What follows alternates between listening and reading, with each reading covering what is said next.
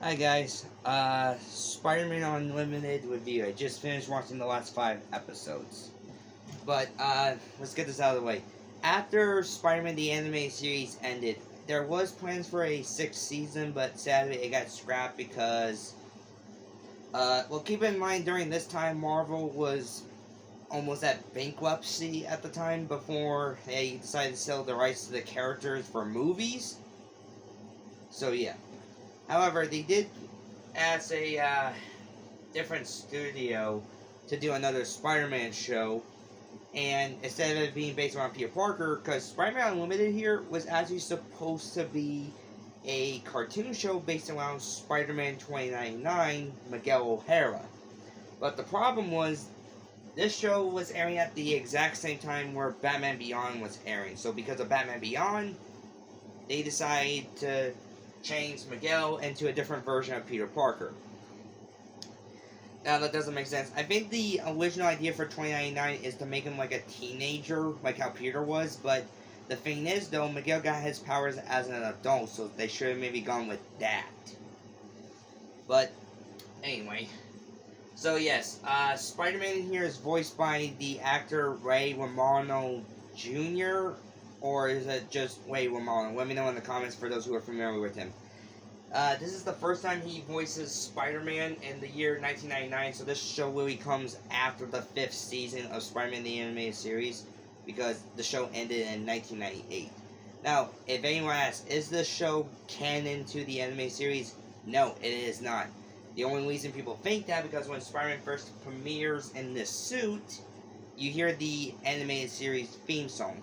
Anyway, the origin or the pilot episode Worlds Apart. This is a two-parter.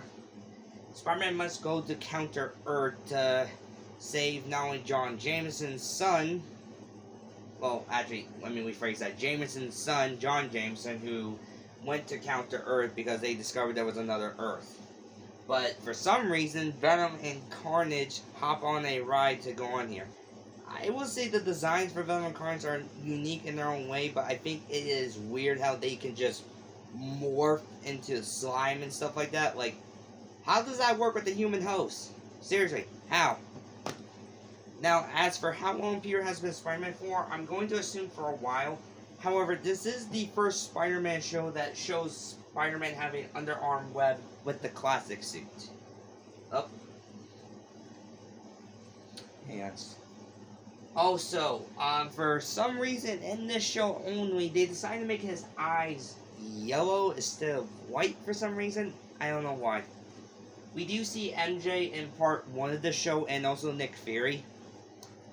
But, well-known fact, the voice actress who does Black Cat from Spider-Man the Anime series, she actually portrays MJ in the first part episode. So, that's right, Black Cat from the anime series reprised her role for a Spider-Man character, but this time as Mary Jane, Peter's love interest. And they are a couple in this show, so. But Peter does make it to Counter Earth, but he comes with a new suit, which is a redesign of the 2099 suit to fit more for Peter's style. But, yeah, so he finds Jameson during part 2, his trip on Counter Earth, plus his new suit comes with sonic devices that encounter for the symbiotes. Mostly the big bads here are Venom, Carnage, and the High Evolutionary and the Bestials. Because on Counter Earth, humanoid animal people rule Earth, while the humans are the lower class. So, reverse psychology to the racist card here. Oh, I should point this out. Ray Romano also voices the Green Goblin in this episode. So he portrays not only Spider-Man, but the Green Goblin here. Now, you may ask, is Green Goblin a bad guy? Surprisingly, no. This Green Goblin is actually a vigilante hero. And of course, Spider-Man being on Counter Earth, and he's the only one that is technically a neutral party for both bestial and humans, because he's a human with enhanced spider-like abilities. But he crashes with a doctor named Mayoko, if I'm saying her name correctly. She has blue hair, she's an Asian, and she has a African American son named Shane. who Peter's befriended and is living there for the time being until he gets back to his own Earth. But also he wants to bring Jameson's son back with him so that way people can forgive Spider-Man, because, you know, Jameson being a prick, he blames Spider-Man for everything. It wasn't his fault. Because back on Peter's Earth, right now they think Spider-Man is dead. For right now. So Peter's adventures on Counter Earth are interesting, plus he meets alternate versions of the bad guys he's faced. Let's see. Also, he works at a alternate version of the Daily Bugle called the Daily Bite, and he gets the job while taking pictures of himself. Let's see. One of the Resistance, his name is Gid. He stole a bomb that will actually kill both not only Beast-Shields but also humans as well. And to be fair, one of the Beast-Shields did something to him, so I don't blame him for saying fuck all you Beast-Shields. Steel Cold Heart is where Peter finds a older Machine Man model, X-51, which is basically the first machine type people that the High Evolutionary created on Counter Earth. But this one has a soul like a human. So he's with the Resistance now. Enter the Hunter. Spider-Man meets this version of Kraven the Hunter, and this guy is more crazy than Kravenoff. Let's see here. But Peter saves the day, or beats him at the end of the day. Cry Vulture. This episode shows the alternate version of Electro, but also he meets a Vulture who is actually a good guy. So he meets two of his rogues galleries on Counter Earth that are good guys, while one of them is still a bad guy.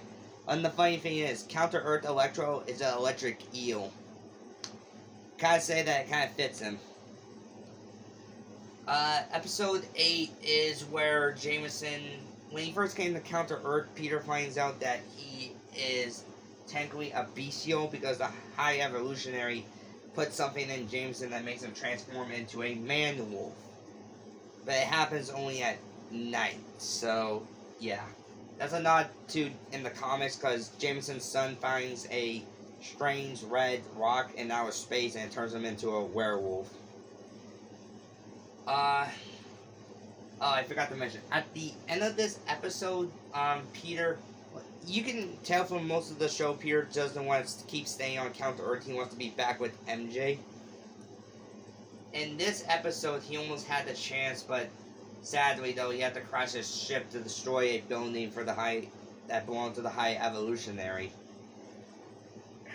Peter's luck in this Earth is just as bad than his luck is on his main Earth. But he still tries to do the right thing because that's how his Uncle Ben and Aunt May raises. I will say this though, I do like how the intro song of the theme song of this show, it gives us a glimpse of his origin story a little bit. I do like that. Oh, I forgot to mention, the voice actress who does Black Cat from Spider-Man the Animated Series to MJ in this show, she voices Lady Vermin in this show too. So she went from two baddies to a fucking furry. I don't know what the hell Marvel was thinking at the time. You might as well call it Spider-Man Planet of the Furries. This episode is heavily based on Eddie Brock, who we get to see for the first time ever because we've been mostly seeing Venom and Carnage on this show. And plus we get a glimpse history of Peter of his time wearing the black suit. And plus, actually this show might have borrowed the idea from Season 3 of Spider-Man the Animated Series, Episode 12, Carnage. What do I mean by that? If you guys remember, Eddie and Dr. Kafka went to Dr. Carnage to help Eddie get rid of the Venom symbiote to separate it from him, in which it did work. And then when she got kidnapped by Carnage, Eddie was trying to rebond with the Venom symbiote to save her. But Dr. Carnage said, if you try to rebond with the symbiote, you might never survive another separation attempt. So that would imply if he used the symbiote one more time, this time he could die. So I think they borrowed that idea but made it more intense because It sounds like Eddie's been with the Venom symbiote for so long, he cannot live without it. Literally. Both of them cannot live without the other. Sins of the Father episode. It's based on one of the Rebels commanders named Karen. Apparently, she's the granddaughter of the High Evolutionary. How insane is that? Oh, I forgot to mention, while Peter in this episode tries to bring the Venom symbiote back to Eddie, there's a brief second in the chase scene of the Machine Man has to forcibly rebond with the black suit. Therefore, we get to see the return of Black Suit Spider-Man for a little bit. However, I think the symbiote should have took maybe a little advantage to make a updated Black Suit logo if you're wearing the Unlimited suit. But I didn't mind the classic look. I still think it was cool. So technically, Spider-Man has worn his classic suit, the black suit, and the Unlimited suit in this show. 3 suits. Not too bad. Let's see. But they save her from being turned from a Bichio because he wants to turn her into one because of her DNA for some reason. High Evolutionary is Nazi Cuckoo. The season finale, which actually it felt like a to be continue. But anyway, the High Evolutionary had enough with the Rebels, Spider-Man, and the symbiotes. I forgot to mention, the symbiotes went to counter Earth because apparently that Earth had their own versions of the symbiote called the Synoptic. But of course, since the whole, those symbiotes came during the time where dinosaurs ruled the Earth, they got killed instantly because, you know, the cataclysmic event of the Jurassic Age. And for some reason, they were able to communicate Venom and Carnage from the Earth they were on to come to counter Earth. It's weird, I know. Let's see here. But at the end, you see Peter, Jameson, Eddie Brock, and Cletus. That's why they even targeted the symbiotes and separate them again. So Eddie got separated from Venom in this episode and this one. So we see Eddie Brock at least in 2 episodes. And of course they get captured, and the show is just left on a major fucking cliffhanger, which I hate very much. Until now, because if you guys remember, I reviewed the fan-made Spider-Man 1994 continuation comic by Godzilla Mendoza.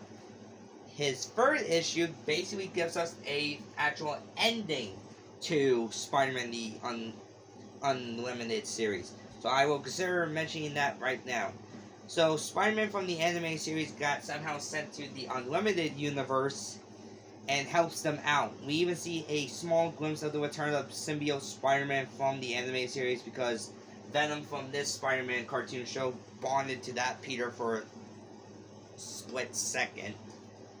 But anyway, at the end of the issue, Spider-Man Unlimited returns back to his own Earth, back with Mary Jane, and he's happy about that, and Jameson's back with his father. So, basically, I love how a continuation of the first 90s Spider-Man cartoon gives a definitive ending to this show. I consider that canon. Do what you want with it. But, how should I say I rate Spider-Man Unlimited? I would give it a 8 out of 10. It's not a bad show. The only problem is it's left on a cliffhanger. And plus, they did have some good voice actors. Plus, they even had one from Spider-Man the Animated Series, which was surprising. If you want a better breakdown of this series, check out Godzilla Mendoza's video on it.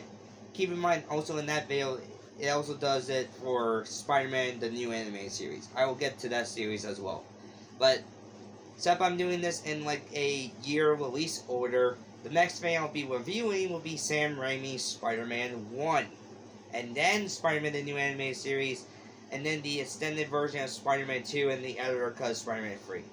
However, Spectacular will be put on hold until I get the rest of seasons 1, 2, and then the TASM movies, the MCU Spider-Man Home Trilogy, and then the Spider-Verse films. So, yes, bear with me with this, but I hope you guys like this video. And let me know if you guys did watch this show and you thought, yeah, I like it. Because I don't mind rewatching this, because still, it's a very unique take on Spider-Man, and plus it's not connected to anything. It's its own separate thing, so... And like I said, the only problem with it is that it's left on a cliffhanger. But all in all, that could have been worse. I just wish that this show maybe could have done, maybe a movie. Like, if this was supposed to be just a one-shot, you should at least give it a movie to give it a definitive ending. That's all I'm saying. Or just made this into 14 episodes instead of 13. But, anyway, like I said, thanks to Godzilla Mendoza, he basically gave this Spider-Man the just deserved ending that the show needed. So, Xavier, if you're watching this, thank you for at least giving Unlimited a definitive ending to the series, especially when it left on a major cliffhanger. I thank you for that, and I am looking forward to the next issue whenever you guys do release it. If you can keep us up to date on that, I would really, really appreciate that. Because if you see my videos, I did a review on your fan-made comic of the first 3 issues that you have out right now. But, yeah. I would say if you guys want to see a different take on Spider-Man, check this show out. Either watch it on Disney Plus or buy it on YouTube. As for how much does the series cost, believe it or not, they put it in the same price range as all 5 seasons of Spider-Man the Animated Series.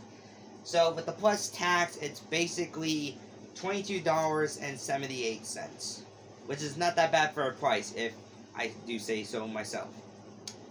Anyway, so this is my review on Spider-Man Unlimited. If you guys agree or disagree, please be respectful on the comments, and I will appreciate that. Anyway, I go. Bye.